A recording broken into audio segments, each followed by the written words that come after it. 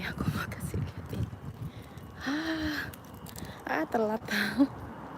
Tadi ini itu teman-teman, daunnya berguguran semua karena dihembus oleh angin.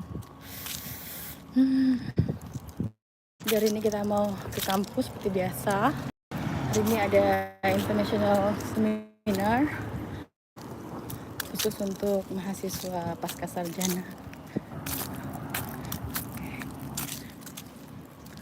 Kalian penasaran nanti temanya tentang apa?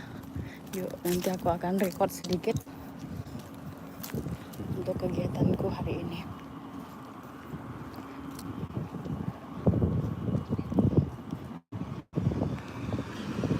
Latihan.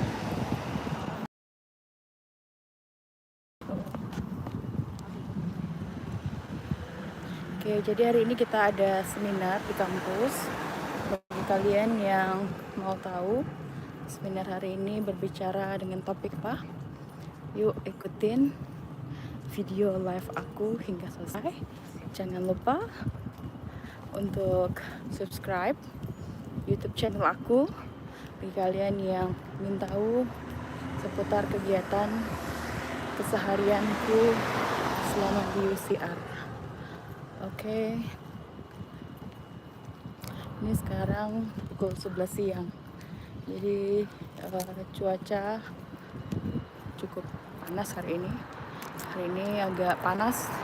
Kalau dilihat itu cuacanya tadi sekitar 25 derajat Celcius.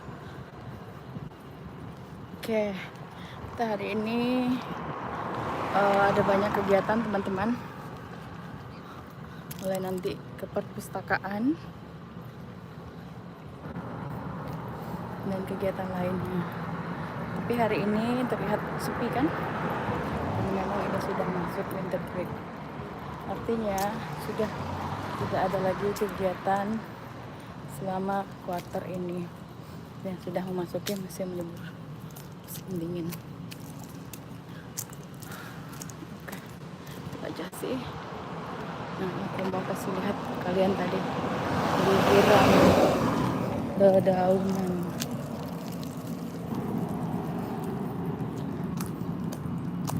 Gak ada daun yang disapu di sini. Kecuali di saat pagi hari. Itu juga bukan disapu ya, tapi lebih kepada di tiup-tiup di ya apa sih itu namanya? Ditiup ya pakai alat.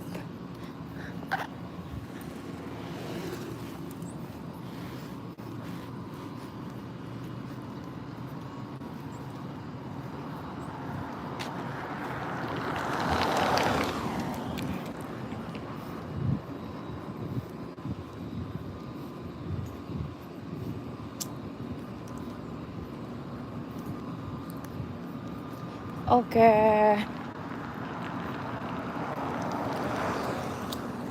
Kita nyebrang aja deh. Kayaknya yang tadi sih aku memang pengen belok kanan, tapi ternyata yang belok kanan itu ramai. Kita lewat sini aja, yang dedaunannya masih begitu sangat kuning.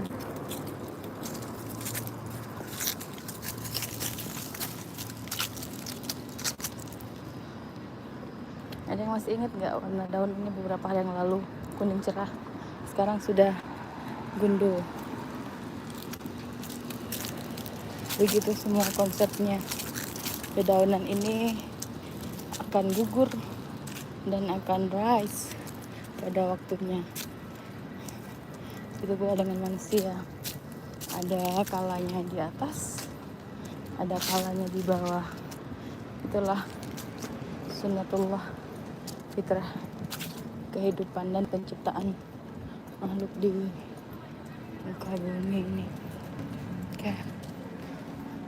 Oke, sampai di sini dulu ya. Nanti kita lanjut lagi videonya pas sudah hampir nyampe di lokasi seminar. Baik.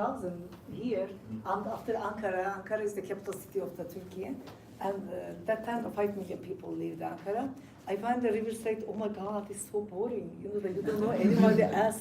Really, it's the small city, and then clubs, everything's, I'm not a club person, but close the 2 o'clock, but honestly, 1:30. And I said, oh my God, because the Turkey, the day you go to the club after 12 o'clock. And it is open a whole night. And you can end up with the soup places, get the soup like 5, 6 a.m. in the morning. Yeah. But here, and then I said, oh my God, this, even the beach sites, LA, everywhere is the same. I said, oh my God, what I'm gonna do that here?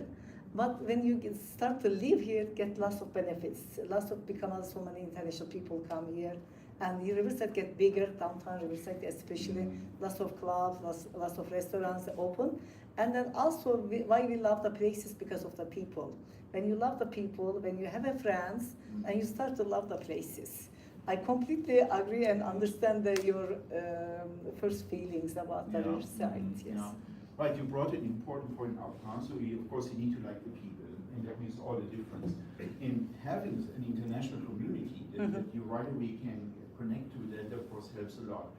What was really important for us when we came from Germany to North Carolina, Chapel Hill is a college town. This is not bigger, it's much smaller than Riverside. But because the city is mostly only university, and so there was this academic flair, and because of that, things were very international there. And really important was that there was this, sounds weird nowadays, but there was this international women's club, right? I mean, I came with my wife who stayed at home raising the kids, and so she had then other women in a similar situation met once a week, an international. We do have that here. We did have it. That's how I met the Kelly.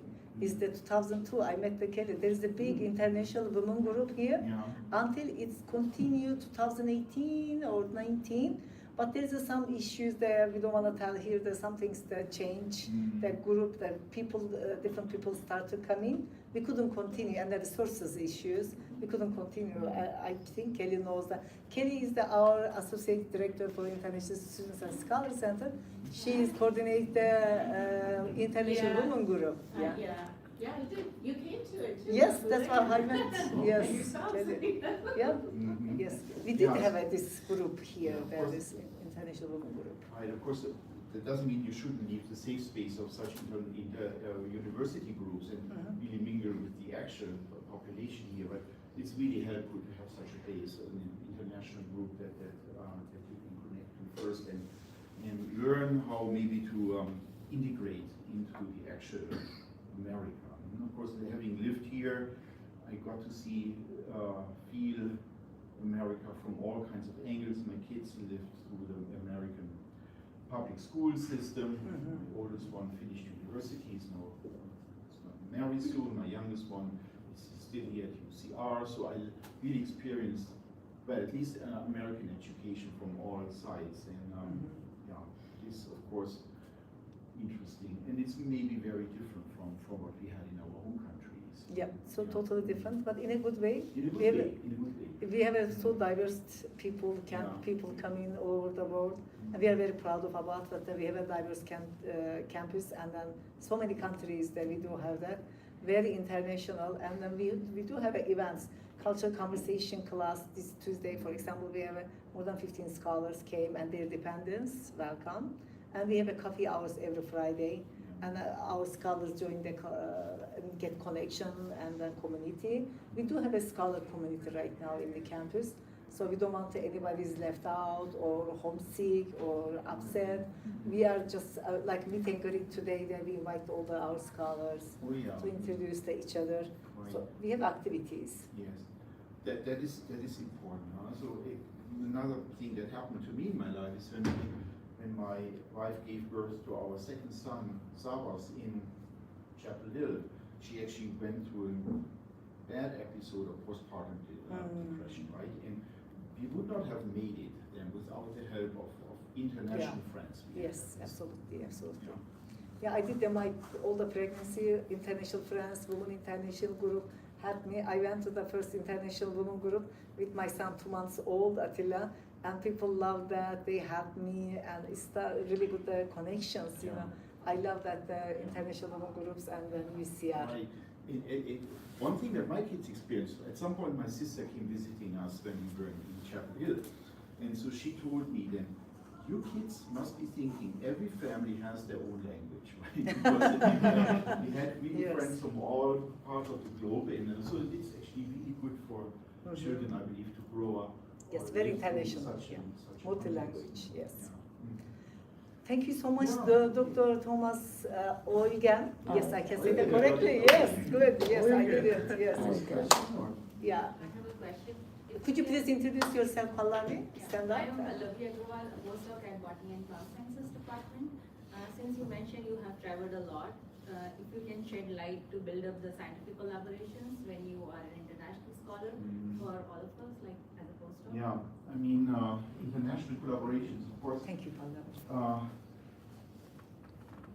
I can right now not point out any specific direction that is really particularly useful, but of course, I think what is dominating, or has been dominating in the past, is really the connections to China. So China for many years had actually a policy to really get connected to the Western world in plant biology specifically. So I had, through my appointment at the university in China, FAFU, really ongoing collaborations which were really useful for me. And through that, I recruited repeatedly really skilled visiting scholars, some of which stayed then either for their PhD or postdoc. So another really interesting angle for us plant biologists is that we are building right now a strong interaction network, international interaction network through a university in Taiwan. I was 2 weeks ago at the National Taiwan University in Taipei. And they are leading an international effort to foster strong interactions regarding agricultural sciences, with the goal, of course, to really provide enough food in a sustainable manner for the increasing human population. And so this is just at the beginning. They had sent here last year a delegation, and I was there 2 weeks ago. Our Dean Peter Atkinson and Patty Springer, the division dean for the ag sciences, was there months ago. So this is developing. So I think we will certainly strengthen interactions with that place, and part of this collaboration are other agricultural colleges and universities across the globe. So I will certainly provide updates at some point to our department how this is developing. This is specifically for the agricultural sciences. That's what I can tell you. Yeah. Thank you. Good. Thank you so much. Anything else? Yeah. My name is Karim. I'm a postdoc at biochemistry. Actually, I have a short question about root immunity. Yeah. Have you tested any candidate genes in other plants? I mean, besides of Arabidopsis? Yes, of course. Of course. So what we're doing in Arabidopsis would be useless, right? If we could not find That's why I'm curious, like, how far you went already. Exactly. So it was really remarkable. In the 2010s, so that is 2000 till 2010, really the main focus in the field of plant immunology was Arabidopsis. And now I don't think you can get a single brand anymore for this. It is only focused on Arabidopsis. So the knowledge that was built in Arabidopsis is now being transitioned to actual crop systems. And it turns out the principles that we learned in Arabidopsis really apply to other plant systems. And so what we are working here, last night I had a video conference with mung bean breeders in India. And so what we found out here regarding this immunity against Macropomina in Arabidopsis very well seems also to apply to legumes like mung bean and other crops that are affected by this particular fungus. No, that is absolutely the motivation. The point is just to do this in the modern system, and so it has to be translated to actual agricultural systems. And there's some members of Julia Bailey Sarah's group, so of course you guys are looking into rice and go beyond this. That is the goal. Yeah, good question. Good. Yes. There's a slide that said Your name, please, pesticides. Jedeliza. My name could you is please- Jedi Oh, yeah. from entomology. What's kind of the mechanism of that? Let's say, is it a gene to Yeah. anti-pest Yeah, let me show, that's good you asked this. So, right, so here the word showed up. Huh? So, we have identified these synthetic elicitors. These are molecules that act like a drug, like a pharmaceutical drug that we take, and, for example, stimulates your immune response. And that's what these compounds are doing in plants. So, these synthetic elicitors activate the plant immune system and protect it against diseases. A conventional pesticide is toxic. This is something that is, these are typically chemicals that kill the microorganism that causes the disease. And in doing so, these are typically having collateral side effects, also not good for us or for the farmer. So pesticides are really a huge problem in agriculture. And our idea was that if we apply such a molecule that simply stimulates an immune response, natural immune response, and doesn't kill anything, that might be a good, healthier, and environmentally more friendly alternative to pesticides. So, because it's simply what it does is these molecules activate the regulatory mechanisms that stimulate an immune response in plants. Is it like a vaccine for plants? Not really a vaccine, it immediately acts. So a vaccine has a long-term effect, but you're thinking in the right direction. Something that strengthens the immune system of the plant. Okay, the analogy to vaccines is actually a good analogy. You're right. And so, but yeah, we pursued it to a certain point. Right now, we have not gotten big funding for this, so it's right now on the back burner. I'm right now really more interested in this project here. Question. I think it's coming to 1 o'clock. Thank you so much, Dr. Thank you so much. Yes, this is an amazing presentation. We love that. Thank you so much, everyone, for coming. Any questions or any suggestion, any advice for our new scholars? Anybody wants to? Adil, do you want to say anything else? I think Thomas has already said a lot. Great, So, thank you, yeah, thank you. Like when you said, Yeah, advice stick together, but Riverside. also Yes. mingle with the actual real world. Yeah. And Thomas said like Riverside is very close to so many beautiful places like San Yes. Diego, LA Yeah. downtown, Vegas Yes. beaches. So holidays are coming, just have fun and enjoy. Yes, thank you. Thank you, everyone. We'd like to happy holidays from our international affairs, and happy New Year, and Merry Christmas, all of you.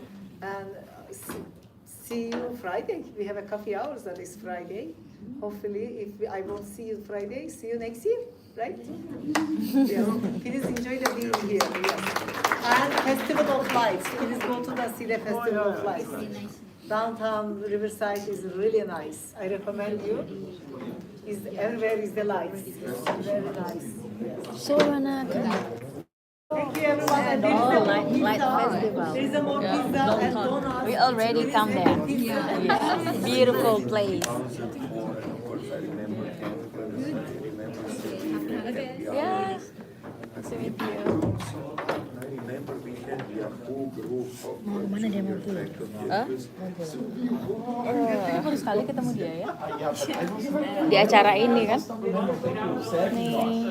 But because I know you heard that we must have been numerous Kita udah selesai seminarnya. Sekarang kita lanjut ke activities yang Morris, of course, Morris, then Luis Santiago, right? Luis Santiago is into music also, right?